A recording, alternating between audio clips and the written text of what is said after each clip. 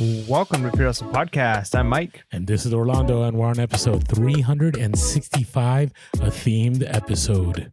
Yeah, it's a themed episode, and I'm actually trying to pull up the notes right now. I should have had that ready. What are we talking about today, Orlando?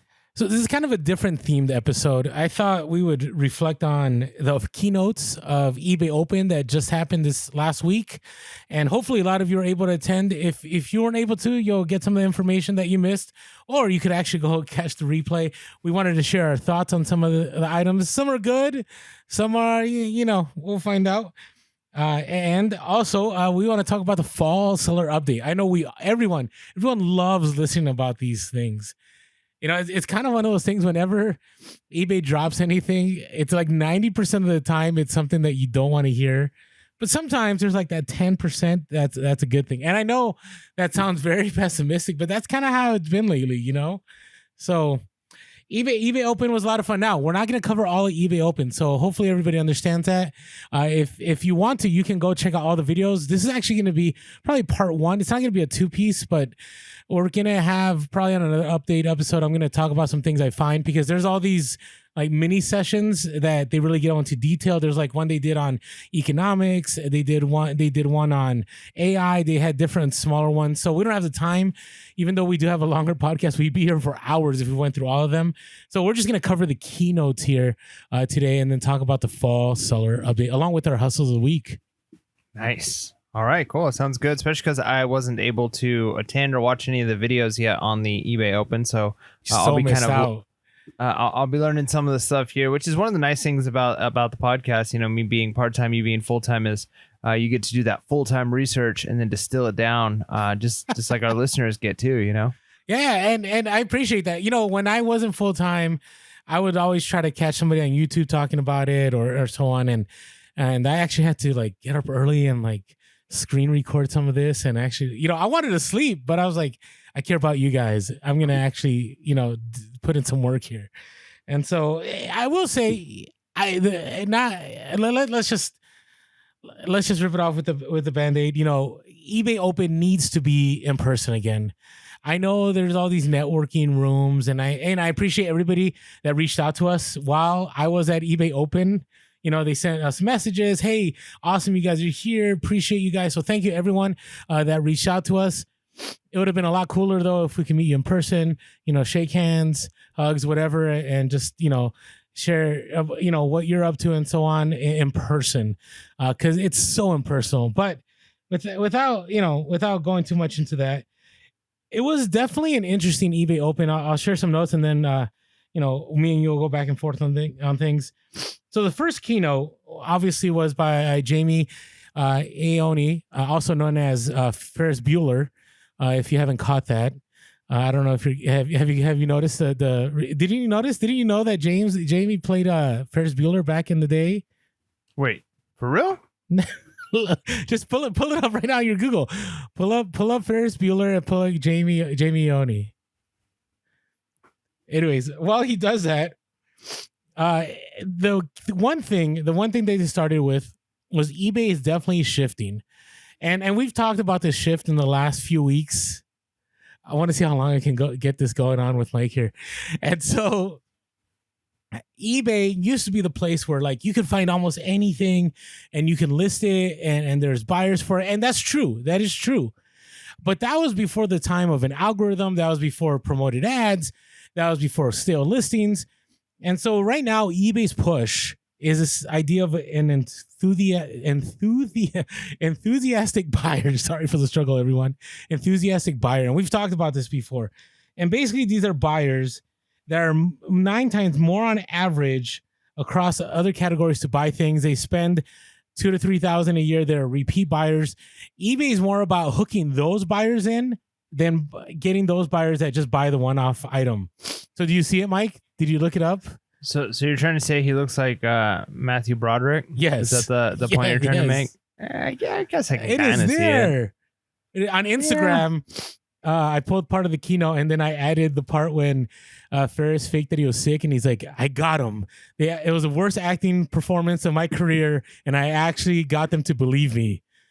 And, I don't know if we'll ever be invited to an eBay Open after these memes that I drop on Instagram, but We're all having a good time. It's all right. Like all 30 people saw the meme, No, I doubt eBay CEO is too concerned about it. But we're having a good time. Like if eBay gets to the place that they're like, no, we will shadow ban you, which doesn't happen, I think we have a major problem. Maybe they got a kick out of it. Let us know. Jamie, let us know in the comments if you got a kick out of the meme that was created. All right. Also, so let's play the video. And then we'll talk more about what was noticed. So this one, this first one is from our new homepage redesign. Jamie. Many of you have told us that it's time for a site refresh, and we agree. Buyers will now find it's simpler and more intuitive to search for the right inventory for them, which means it'll be even easier for you to sell. This is a huge moment for eBay. The new design will be the biggest user experience change on our homepage in more than 5 years. It's going to completely modernize the look and feel of the homepage.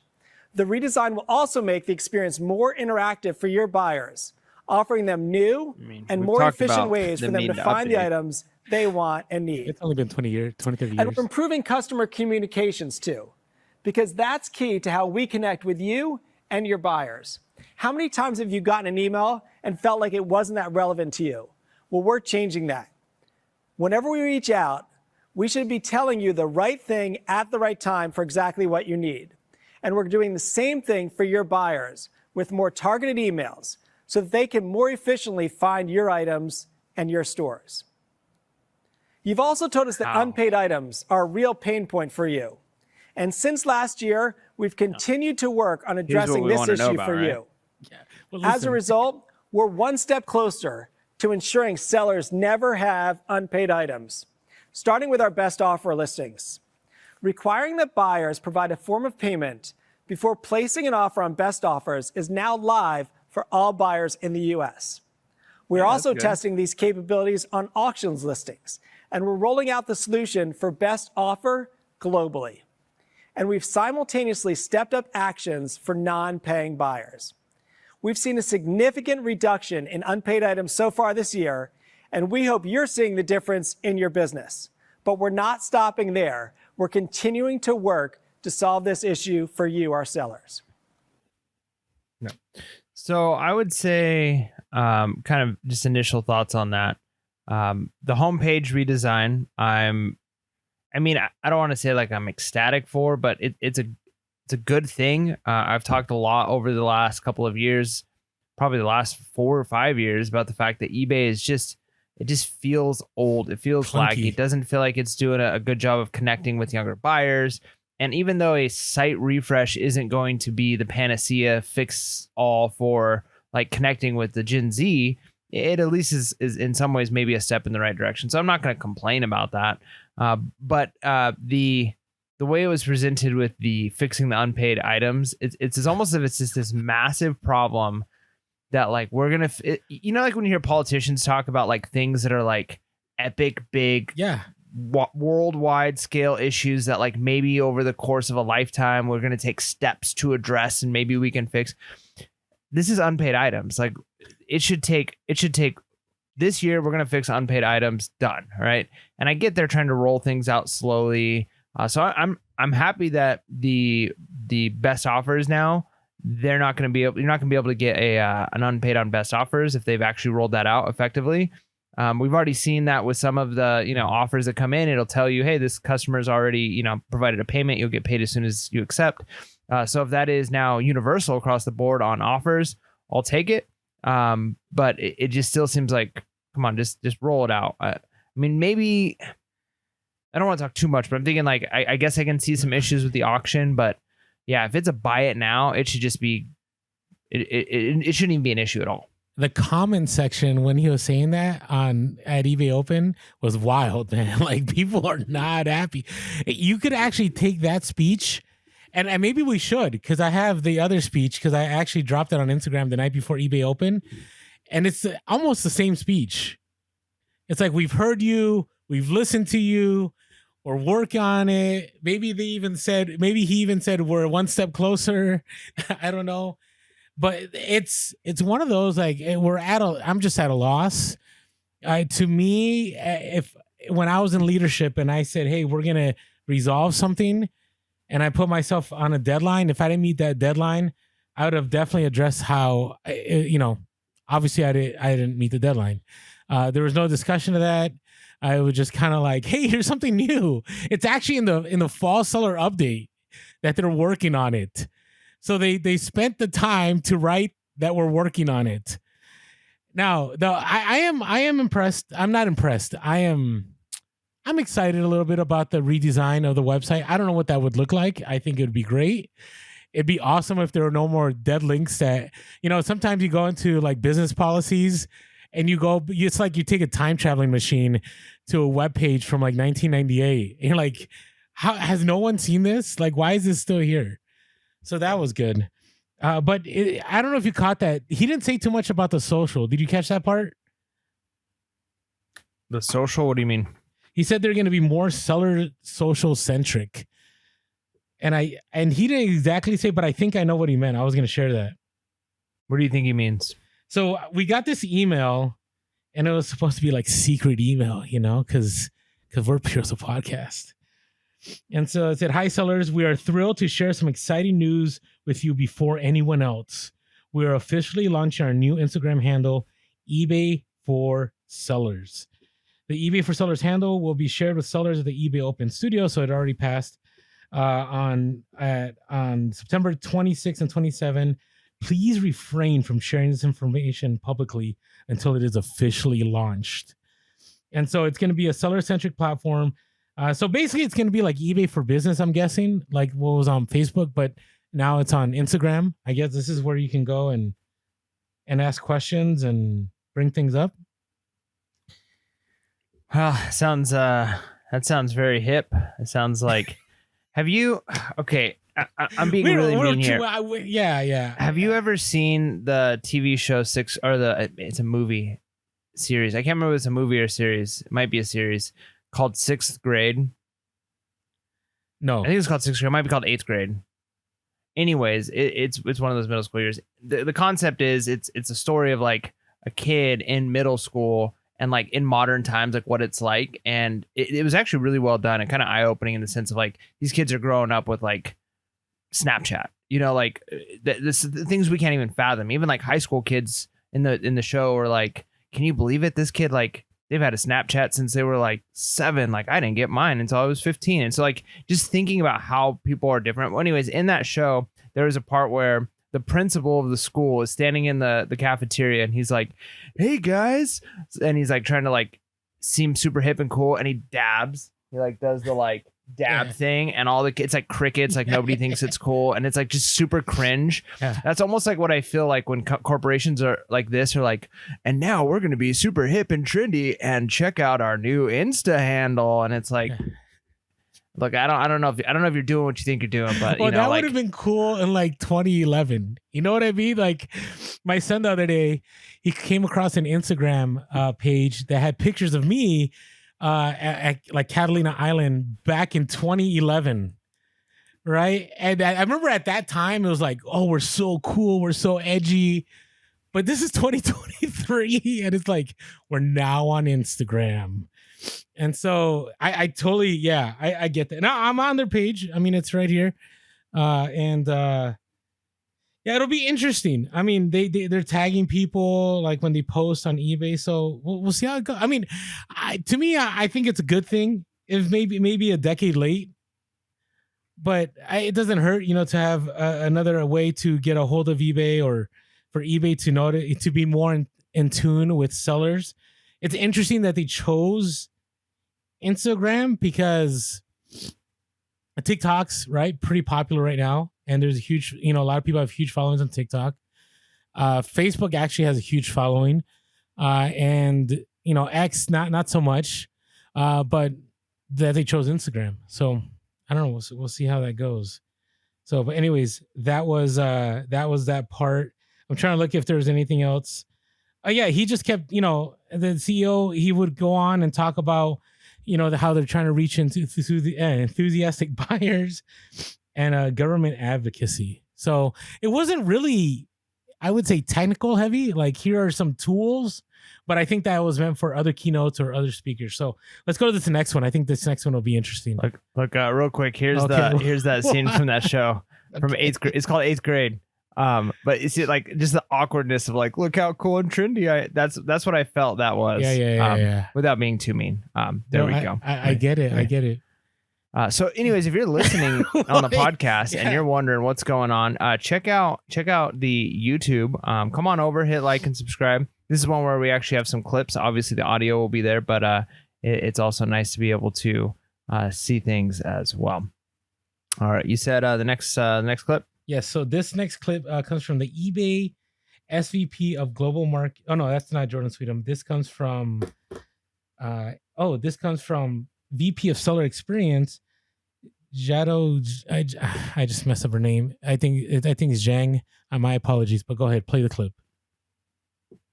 Improvements, we saw a great opportunity for AI to significantly improve the background removal feature.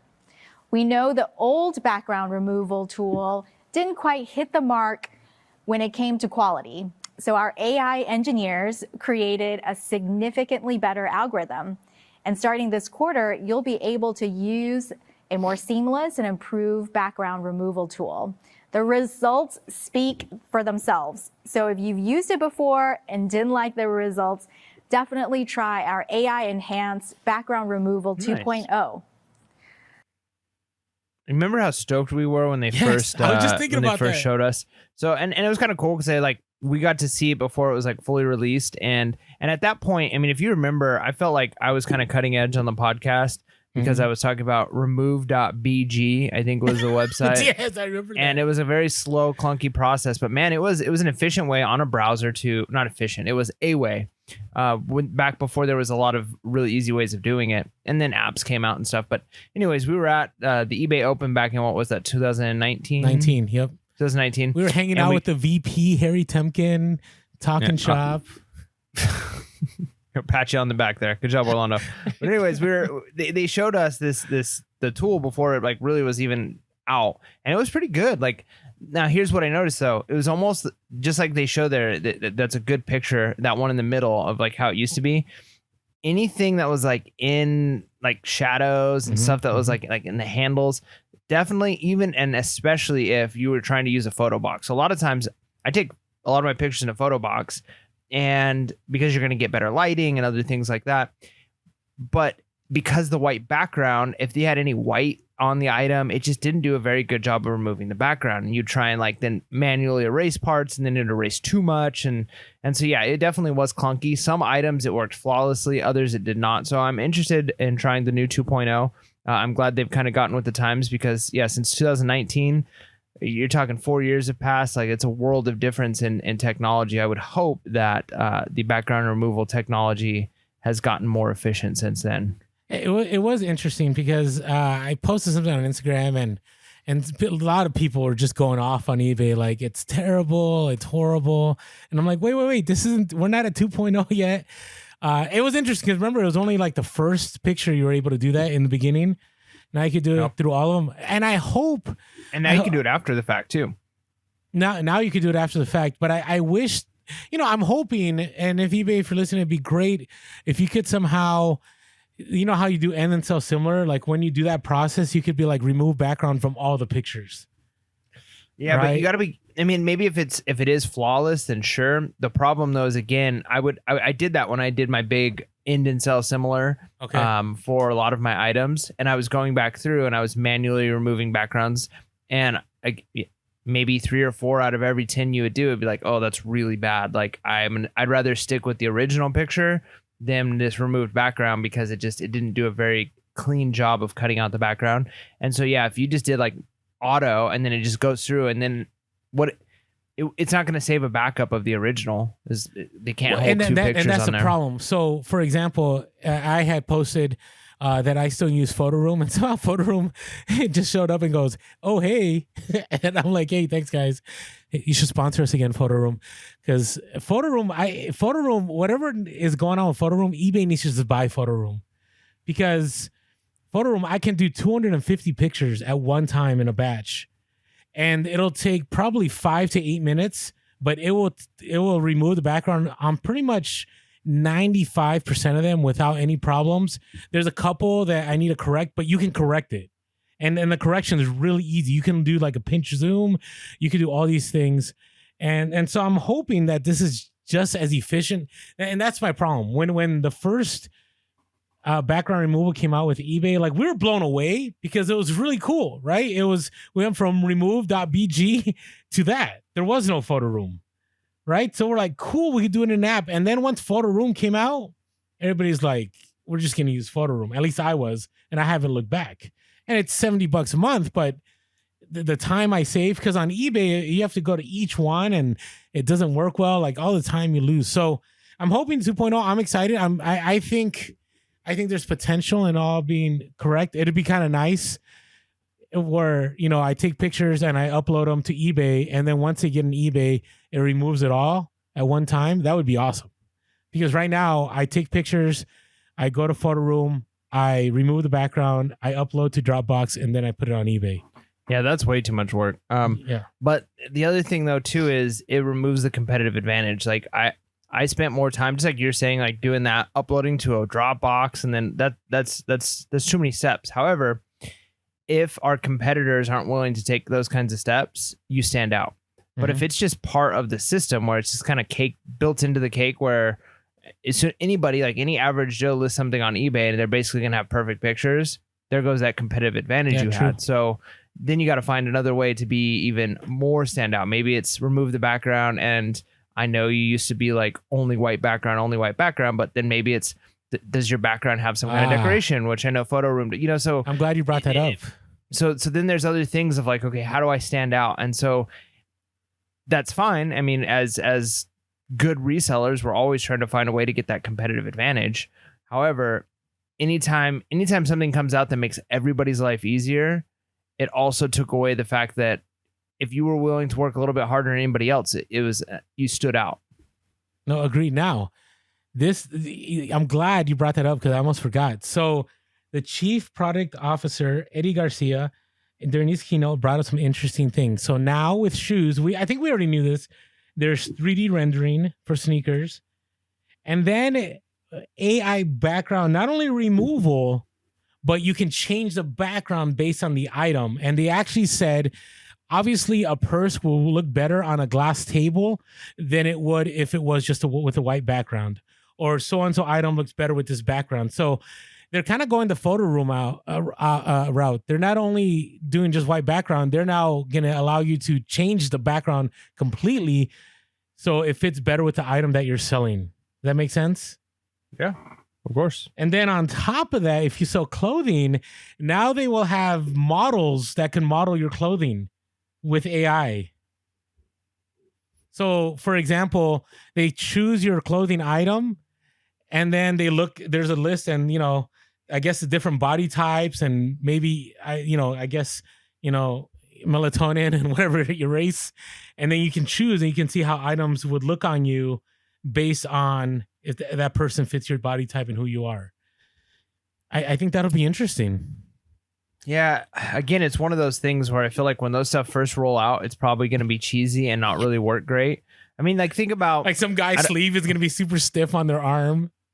Yeah, or just, I mean, who knows? Because like, I even think about some things that came out, it's like kind of cool, but like, you know how Amazon does the like, see it in your room, and you could like use the virtual reality, and it's like, yeah, that's cool, but like how many, I want to know the statistics, like how many people actually use that, and that makes a decision, because like it can't really tell scale and perspective like very well, like kind of can try to, but so who knows? But again, over time, I mean, we've seen how fast technology is advancing, how fast things like AI is advancing. So what comes out looking like, I mean, who knows? Maybe people will be like, this is so cool, and they'll overlook the cheese. And then 5 years from now or 2 years from now, it's like, it'll be amazing and incredible, and almost,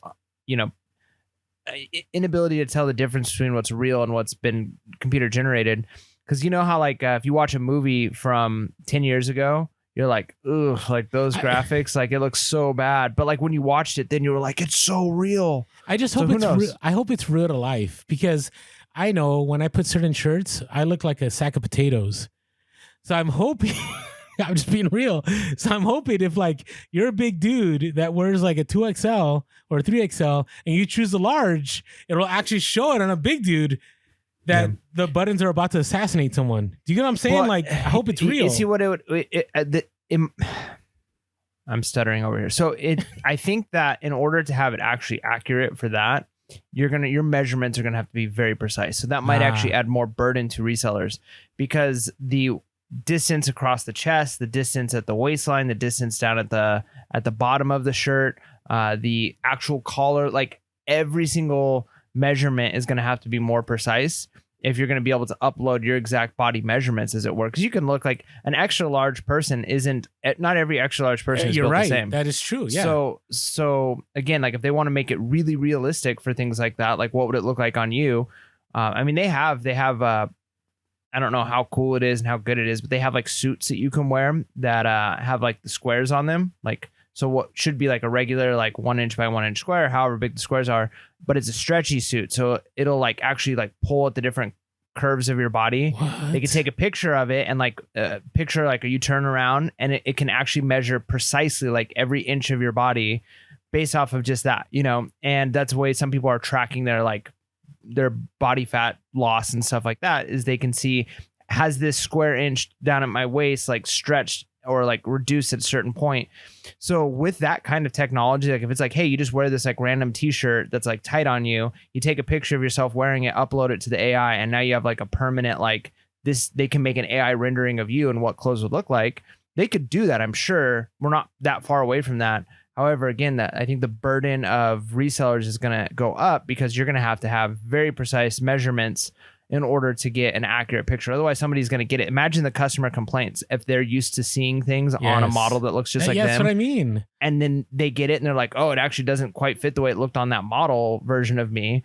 Then you're going to have even more complaints. Whereas like new stuff, like, if it's coming brand new from from the factory, they're going to have all of those measurements in perfectly. It's going to be more precise. So who knows? Who knows what it looks like for a secondary seller? Agreed. And one thing that should make your life easier is My Reseller Genie. So before we move on, just want to talk about My Reseller Genie.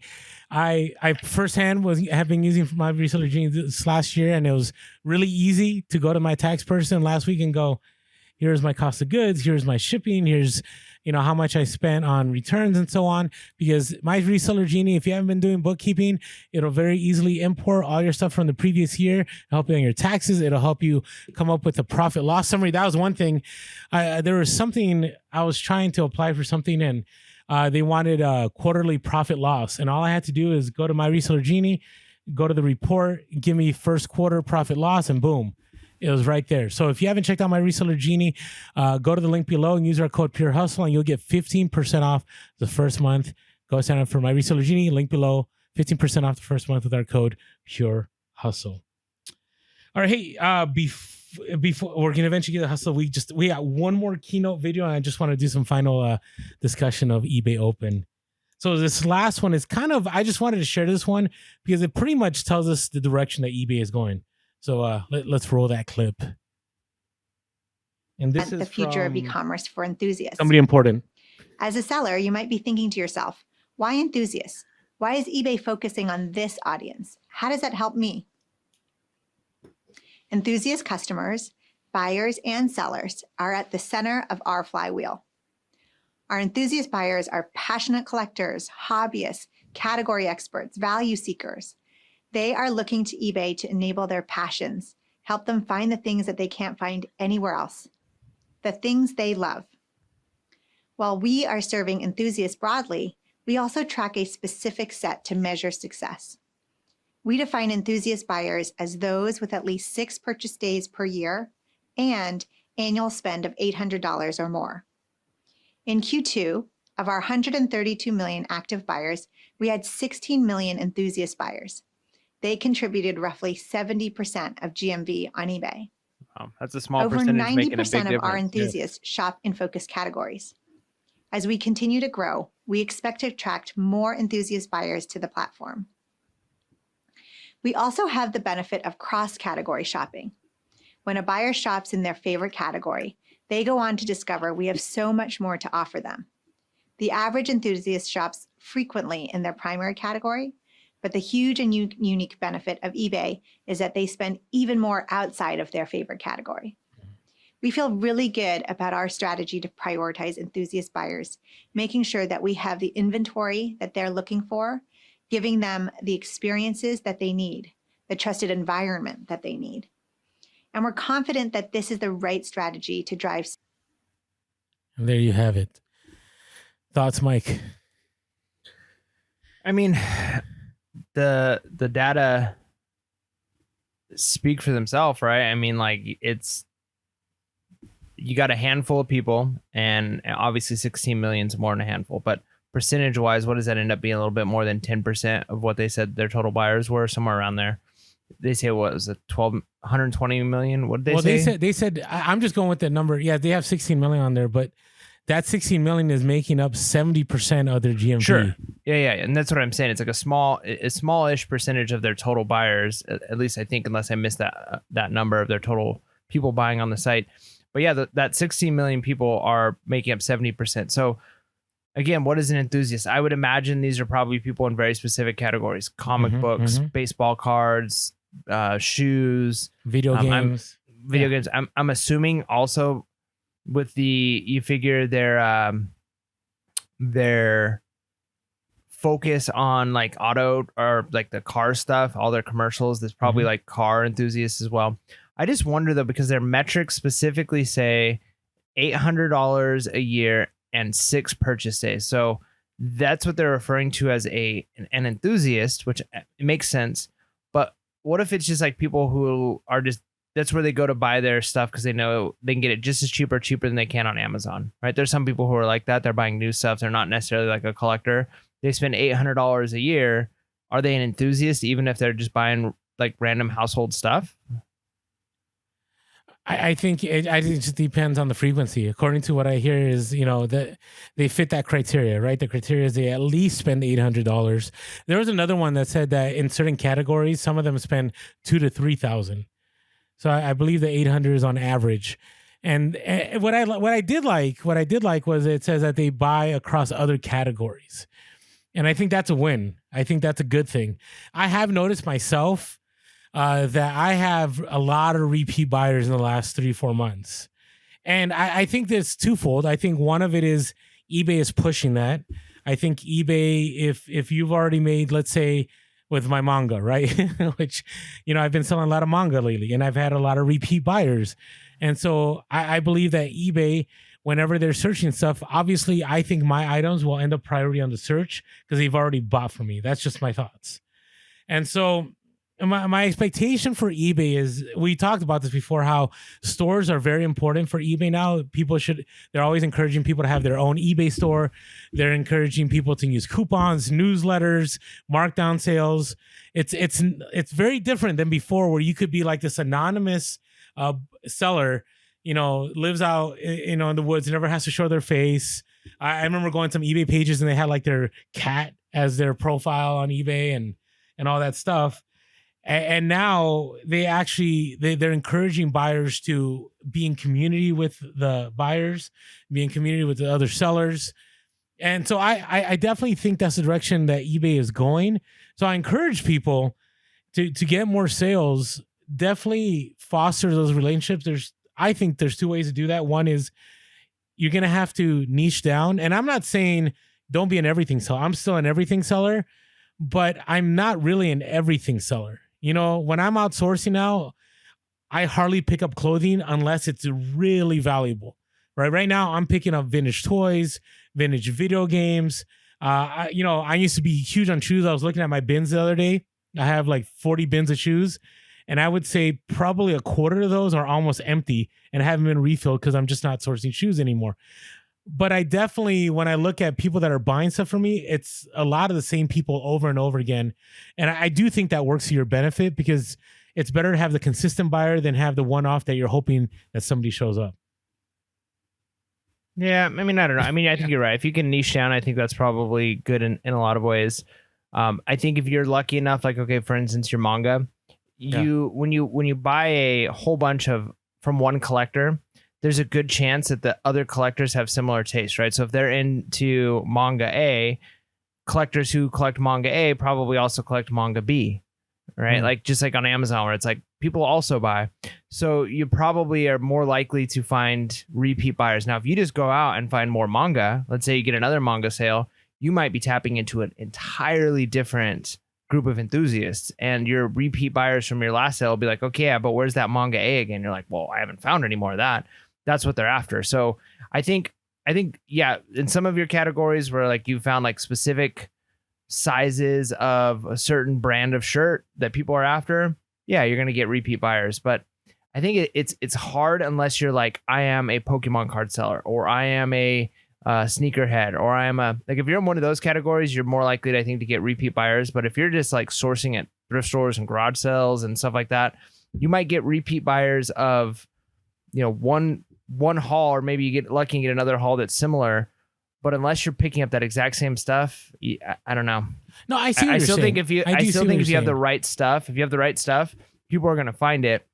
It's not going to hurt you if you're not getting the repeat buyers, as long as you are in a market that has enthusiasts. So even if you get a different manga that your 10 people who've been buying from you are like, oh, I don't like this new stuff you have, this stuff's garbage, there's going to be a whole group of enthusiasts in the manga series that are going to be like, oh, I love that stuff. So as long as you're still reaching enthusiasts, which kind of isn't really different for eBay. Like eBay's always been the like collector thing. Like I wouldn't say this is a big change or change of direction for them. I think this has just always been their customers. It's been the people who are like really into baseball cards, or people who are really into whatever it is, knickknacks that of little, you know, mouse figurines or whatever it is. I feel like that's what eBay is. It always has been. All right. I can see that. And again, what I'm saying is anecdotal, but I will tell you on my end, I just see a lot of it. And to me, like it's encouraged me to fix my store, like fix all my store categories. You know, the other day, somebody, speaking of manga, bought a manga book for me. And then they're like, hey, do you have volume 16? And then I'm like, yeah. And I sent them one, and it was the wrong, like completely wrong manga set. And they're like, actually, that's not the right one. But then they said, but I buy those too.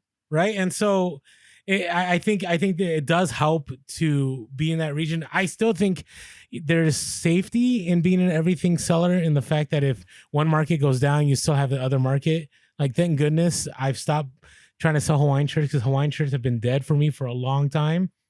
But I still have new items that I've picked up, right? And every once in a while, I'll get somebody that cares about Rain Spooner and so on when I pick it up. A few last minute thoughts here about the keynote. So Jordan Sweetum spoke, who is, I really like that guy. I'd like to have him on the podcast someday. You're welcome to join us, Jordan. You will be the first interview that we've had in years if you reach out to us. Okay. Just that's how much you mean to us. So he's a SVP of global markets. And you're just basically talking about how eBay is moving forward with more authentic guarantee, more eBay Motors guaranteed fit, which I think it's good. Establishing buyer confidence goes a long way. And then, overall, ads getting pushed. They're very big on ads. There's a new fall seller update, and in that, there's another kind of ad that has been introduced, and we'll talk about that. So that's where we are. All right, hey, we're about to do our hustle of the week.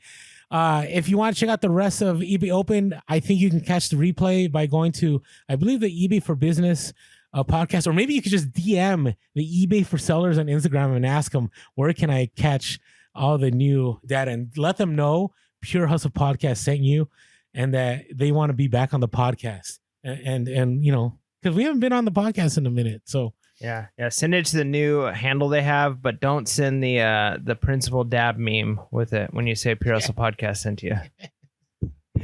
All right. Before we move on, if you want to help support us, we've always been producing free content since day one, and we've gone through ups and downs as far as sponsorship and support.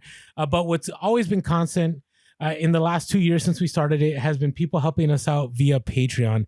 And for $5.55 a month, you help support Our podcast, we take away time from our families. I'm taking away time right now from a lawn that needs to be mowed. And so I'll be into the late hours tonight mowing that lawn. It allows us to get the equipment that keeps our podcast being the best-selling sounding podcast out there and the number one podcast for reselling out there. And so if you want to help us out, go to patreon.com/PureHustlePodcast, link below, and sign up for $5.55 a month. You also get to be part of the Discord with a thriving community of other resellers. Yeah, and I was going to say, I haven't talked to Orlando about this yet, but I have a break from school coming up here pretty soon. They're giving us a week off here in October. So as of this podcast airing, I think next week, there'll be I'll have a little bit of time off of work. So I was going to see maybe Orlando and I might come up with a Discord live. We'll probably put it on YouTube, but just invite to our Discord people. Again, we've talked about this before, not as like hidden content behind a paywall, but just a way for us to kind of hang out with those who are our supporters. So if you are part of our Discord, we know we've kind of mentioned we want to do something for you guys, to do some kind of live chat with you guys. So maybe this next week we'll talk about it more on the Discord for you there. So if that's something you're interested in, definitely sign up. And also, if you want to follow us on social media, we are Pure Hustle Podcast on all platforms except for X. On X, we are Pure Hustle Cast. You can always give us a call, 619-738-1170, 619-738-1170, or shoot us an email at purehustlepodcast@gmail.com. That's purehustlepodcast@gmail.com. And as always, if you're listening to podcasts and you haven't caught our YouTube, jump on over, hit that subscribe, hit that bell notification, and smash that like button. As always, grateful for all the iTunes reviews. More grateful for the positive ones, but you got to keep it real and let people know why you enjoy our podcast. All right, we're ready to talk about some hustles. Let's do it.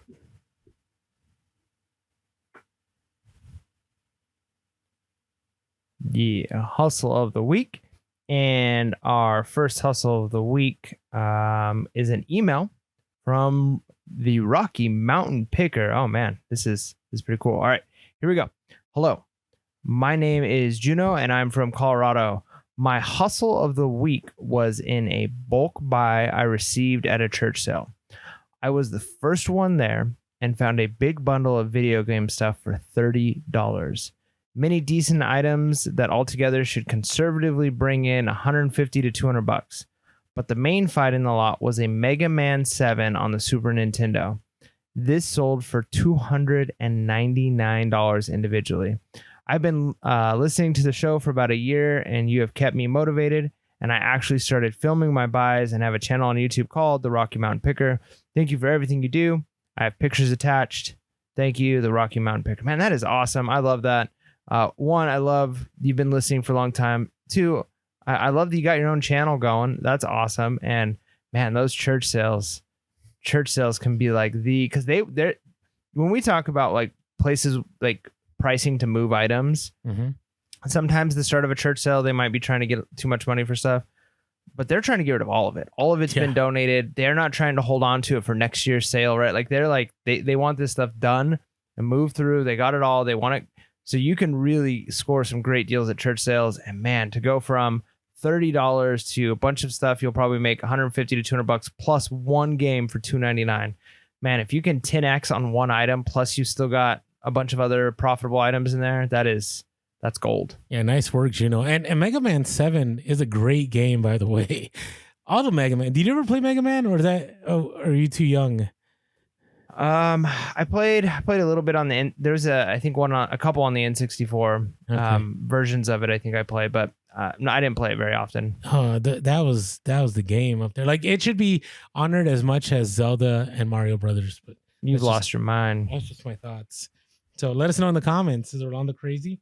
All right, thank you, Juno. All right, so this comes from Mike J from the Discord. Said, my hustle of the week was I bought a Funko Pop Movies, The Breakfast Club, John Bender. I think it is the guy with the glove, the like the cool guy, right? The guy that like he's at the Breakfast Club and he has, those 80s gloves that have cutouts at the fingers and he's like wearing that flannel. Did you watch The Breakfast Club? No. Oh man, that's the difference between you and me. Like that was a classic. That's the difference between you and me. Is yes. The Breakfast Club. Yes, that's it. The Breakfast Club. And so paid $8 and just sold for a full price of $60 plus shipping. Was excited because I didn't think it would get that much. Love the show. I listen every week. Nice. Thanks, Mike. Yeah, I gotta tell you, Funko is like the new Beanie Babies pretty soon here. But I will say, there are some Funko Pops. Like I think you should still pull out your phone and do a lookup, because I've sold some for like $100, and the box was like messed up. I sold like a Joker one, and I didn't think it was gonna be worth that much. And then I looked up comps. I'm like, okay, I am picking this up for $1. So definitely keep an eye. I mean, the hard part with Funko, like you said, is, I mean, maybe you've sold some with bad boxes, but there have been times where I've almost picked some up. But I just know those collectors, they're too crazy about the boxes. And it's just not worth it. Like, okay, maybe I'll make $40 on this, but the way I have to package it in order to make sure that box doesn't come to them with like a slight ding in it, and even if they think it is messed up, or you know what I mean. So it's like the chances of a return in my eyes. Maybe I'm wrong. Maybe that's just my own fear of shipping Funko stuff. But I just feel like those kinds of collectors, if you're a Funko Pop collector, you're really into making sure the boxes are pristine. I feel like. No, that's true. That is true. Unless it's super unique, you know? So, all right. All right. Our next one is Josh T37 from the Discord. So this is more of a words of advice and a great steal from the store that shall not be named. Dun, dun, dun. So I found these speakers, but first I found only the main unit with a price tag of $35. It was sitting on a shelf. The big LG logo caught my eye and I looked it up. Honestly, I didn't know what it was at first. It looked like a router, so I took it up and noticed it's a Bluetooth surround sound adapter for a soundbar. I didn't see the two speakers that are supposed to come with it, so I started scouring the shelves and finally found them together, each with a $35 price tag on them. I threw them in the cart and asked the worker, hey, these are all $35 for all three since they're a kit. And she said, nope, $35 a piece, which is usually what they do. I almost put them back as I didn't want to chance $105 and them not work. Anyway, I said, I'm going to go see what I can do at the register. I sweet talked the cashier and said that they were a kit, so it's $35, right? I added $35 for a tiny speaker is crazy, so this has to be $35 for everything. Much to my surprise, she agreed with me and sold everything for $35.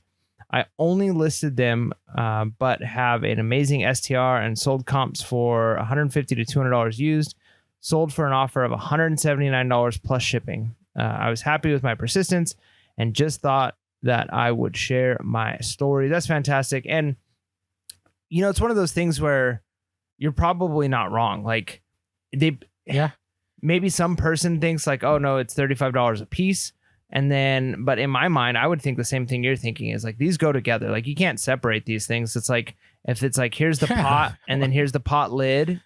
And it's a $10 sticker on it on each thing. Like, it's not $10 for the lid and $10 for the pot. It's like these things go together. They're not going to work without each other. And so, yeah, I would assume the same thing. And I think your words of advice and your persistence is key, because it doesn't hurt. It doesn't hurt to ask. Because you can take the no. My wife and I just had this the other day. We were at a store and we were very persistent and we just got a consistent no, even though I feel like the store was wrong still.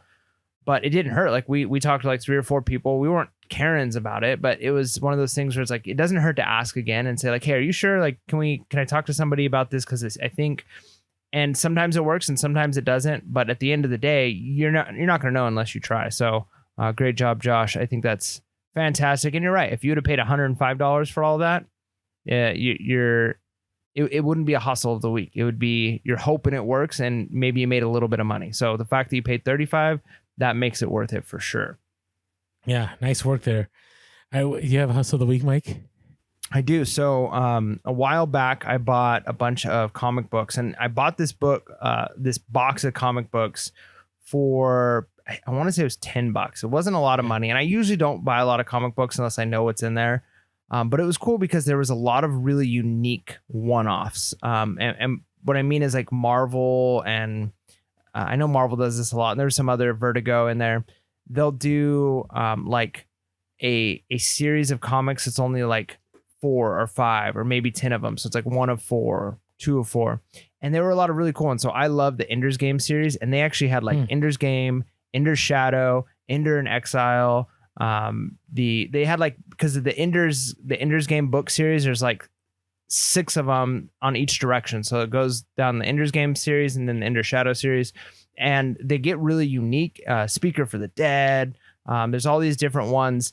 And they had a comic book series from Marvel, I think it was, for each of these. And then there were some other ones too. So I'm an English teacher, and they had one of the comic books that was in there. There were 6 of them. And this is the one that I sold just recently, was a picture of, it's a picture of Dorian Gray, right? I don't remember. That's the book, right? Oh my gosh, how am I forgetting it right now? It's a picture. So anyways, it's Oscar Wilde. Dorian. Yeah, the picture of Dorian Gray. It's Oscar Wilde. So, there were 6 of them total. So one of 6, 2 of 6 years. So 6 total comic books. And this is a classic book that I read back when I was in high school. And I remember like, this was like such a creepy book. And it was just cool to see like, oh, this is like a book based off of literature, or comic books based off of literature. And I bought these a long time ago, and I listed a bunch of them, and I haven't had a comic book sale in, it's probably been almost a year. Yeah. They've just been sitting there. And all of a sudden, boom, sale comes through, and it was a pretty good sale. I ended up making like $30-some off of this. And I've already sold a ton of the Ender's Game, plus some other one-off comics. So I've probably made at this point close to $300 off of these comics that I paid $10 for. And after I was shipping these out, I was like, you know what? I might have actually saved the picture of Dorian Gray, because that is kind of cool that it's like a literature-based comic book. But oh well, I'll take the money instead. There you go. Nice. There you go. All right, so I had mentioned I was doing consignment with Volkswagen parts from a friend of mine who's my mechanic, and it's actually working out.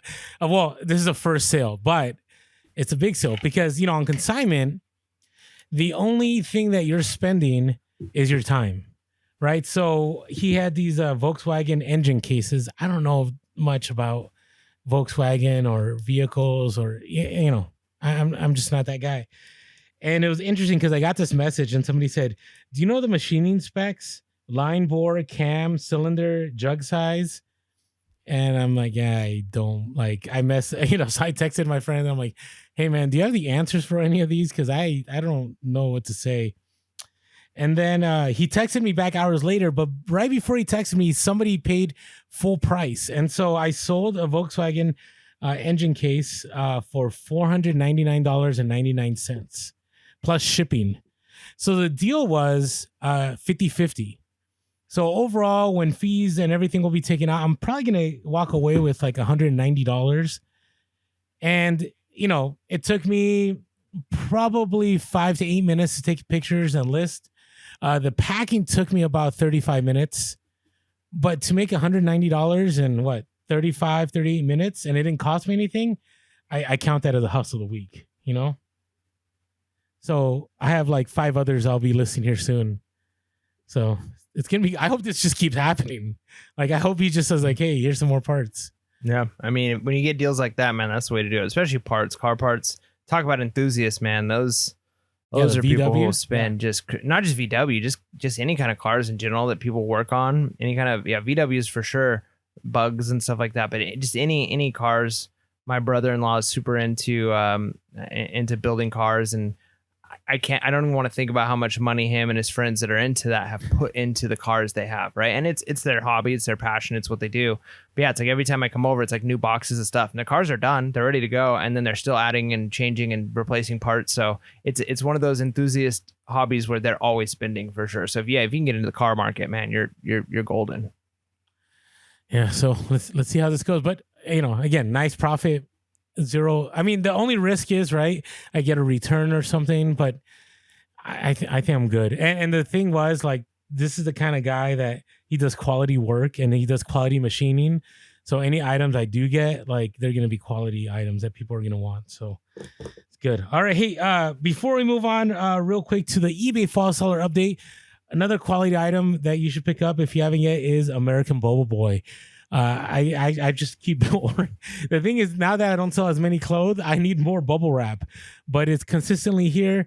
They have next day, 2 day. You could do local pickup. It's all free shipping, and it's a great price. There's also the tape that if you use our code Pure Hustle, you'll get 5% off, and it's pretty cheap. I think it's like $35 for 24 rolls. So it's quality tape. So definitely check them out. American Bow Boy. All right, let's touch base here. Real quick before we do, man, I misread this. I thought that the eBay's fall seller update that's on this, I thought that was going to be our Monday mini, because we're already at almost an hour. So we gotta let's move through these, man. Move through it. No, and there's only a few things, but here's what I always say. There's always these gotcha moments months later that were like, I can't believe this happened, but the entire time it was in the seller update. So I just want to pay attention to some of these. So we already know about unpaid items. Do we really need to talk about that anymore? Nope. Yeah. So, by the way, just letting you know, on the eBay's fall seller update, it says that they're working on unpaid items. So, you imagine being the person typing this, or maybe it was just a boilerplate. They're just like, oh, let's put this on here, and it's to say it's here. I just want to read a line. Let's see if it's this. I don't want to compare it because we're gonna take too much time, but let's see, unpaid items. So here it said, we know that unpaid items have been a long-standing challenge for many of our sellers, which is why we've made improvements to reduce unpaid incidents for buy it now and best offer sales. What? Buy it now? Hasn't that always been standard since like buy it now existed? Maybe it wasn't. Maybe it was. Anyway, so there's that. Now have you had the option to send offers on multiple items? I'm not sure if I've really paid attention to that. I feel like I always have, but is that new? Yeah. So on the app, what do you mean on multiple items? So like, let's say you have 8 items to send offer. Mm-hmm. On the app, it's allowed you to say, hey, I just want to send 5% off on all these items. And you could just do it once and it'll send it on all of them. So I don't use it as much because it all depends on the item. Yeah. Right. So, sometimes I want to do 20%, sometimes 30%, but I think it's a great tool. A little more control. Yeah. I think it's great. They also have a new promoted listings. This is promoted listing standard advanced. No, sorry, not standard. Scratch that. Standard is what the normal one that most of us do. This instead is promoted listing. Let's see, advanced smart targeting. And I want to I want to throw this out there. I don't want to spend too much time on there, but there's a lot of new sellers that don't understand the difference between all of them. Just real quick, standard is the one where you choose a percentage extra and eBay will promote it, put it at the top of the search. And when your item sells, you pay that extra percentage. So it could be 2%, 4%, 6%. If it's advanced, that is pay per click. That means every time somebody clicks on your item, you owe money even if your item doesn't sell. Okay, this one is one step further, where it is promoted listings advanced smart targeting, where now it gives you the option of choosing the right words based on SEO, and you can like pay money for those and so on. So it's very advanced. I just bring it out there because maybe we have some people that do retail arbitrage. I think it's helpful for that in Q4, but I don't know how much it's really going to help people. I feel like when you're paying for promoted listings, I want them to be targeting smartly. Right, like no matter what, like if I'm doing especially like pay per click, like I want them pushing the item to people that their algorithms are assuming are going to be purchasing those items based off of spending habits, based off of what's in their cart, based off all of those things. So if that's not already happening with the promoted listings, what are they just putting it out there for every? Like I almost feel like, again, it's just one of those things where you just up it and you up it and you up it, and eventually it's like you're paying for first class, but first class is just coach now, everybody's, but if you want real first class, it's like super, you got to be in super first. If you're just in first class, that's coach. And then if you're, you know what I mean? Like, I almost feel like that's what's becoming with this is they just keep adding more things where it's like, well, shouldn't that just be what promoted listing is you're targeting the right buyers for this? If I'm paying for it. Let me just read it to give, their due. It says, we're introducing smart targeting for promoted listings, advanced campaigns designed to save you time by simplifying the setup process and automatically updating and maintaining your ad campaign settings. With smart targeting, you can easily promote your chosen listings while we take care of your bidding and targeting for you. And so then it says, with this release, you'll also get access to new ad placements, including relevant listings pages in addition to existing slots in search results. This will provide more ways for your listings to get discovered across eBay. Please note these ad placements are currently only available for promoted listing advanced campaigns that use smart targeting. So yeah, I hear what you're saying, and I'm in full agreement with what you're saying. Because before advanced smart targeting existed, those spaces for ads were just where they were putting regular ads. So now they're saying, but if you want the space that your ads used to get 8 months ago, only people paying for advanced get those spaces, and it's like they're just adding additional fee. Yeah. Well, hey, you got the shareholders, man. All right, so this last one is a win. I think is a win. So buyers can now do combined shipping for eBay international shipping. So they said, we've heard your feedback and are excited to launch a combined shipping on international orders. By offering this option, buyers' shipping costs will be determined by the weight and size of their entire order rather than separately for each individual item. So this is a win, right? Because in the old days, if people are internationally, they're like, hey, I want to buy these items. You had to either tell them put it in the cart, which didn't always work, and then check out, or you had to just create a whole new listing for them. And sometimes people would buy them and they were like, hey, can I get combined shipping? And you couldn't do combined shipping unless you canceled and you created a new listing. So I think this is a win all around. It'll be cheaper shipping for the buyers. It'll be easier for us to manage on our end. And so I see it as a win. The one warning I will say is everybody has to make sure they put the right dimensions in there for their item and the right weight, because if you're like in Orlando and you just put standard stuff all the time and you're not really careful, what can happen is you'll for example, I did sell similar on I think 100 items 5 years ago, and I was using it was for cars, but it had one item that was 24 by 18 by 24 and it was 30 pounds. So I had 20 Hot Wheel cars with those shipping dimensions. And I had trains with those shipping dimensions. And guess what? I had 0 international sales because people were like, no, actually, I had one person pay $150. They actually paid it. They were rich. What's the alternative, though? What if you put in that the box was 1 inch by 1 inch by 1 inch and weighed 10 grams, right? It was under a pound. But it's actually a big box with a lot of weight. Who ends up paying the difference? That's a great question, man. I don't know. That happened to me. I had I shouldn't be confessing my sins here, but I had a huge toy horse that I sold, and I put dimensions 10 by 8 by 6, 2 pounds, and then ended up being 24, 18, 8, and it was 8 pounds or something. And I ended up paying a little bit extra because my dimensions were off. Did you? Just a little bit. It wasn't much because I ended up instead of priority, I changed it to ground or something. But you're just shipping it to Kentucky, right? To the hub, yeah. So for me, it wasn't that much more.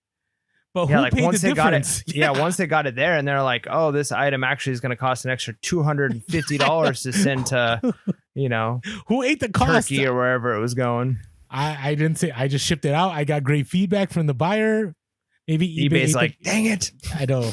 Now I'm gonna get this email directly from Jamie Aoni. So I'm joking. All right. Hey, so that's pretty much it. That's the show. Hopefully you enjoyed hearing about eBay Open and the eBay Fall Seller Update. Obviously, there's a lot more info on eBay Open you can check out. Obviously, we didn't cover all the points of eBay Fall Seller Update. There's a lot of other stuff about AI and stuff that we've already talked on the show, or we already talked about when we discuss eBay Open, but it's definitely worth your time to spend the time to stay informed. And with that being said, make sure to be real, be relevant, and be reselling. Peace.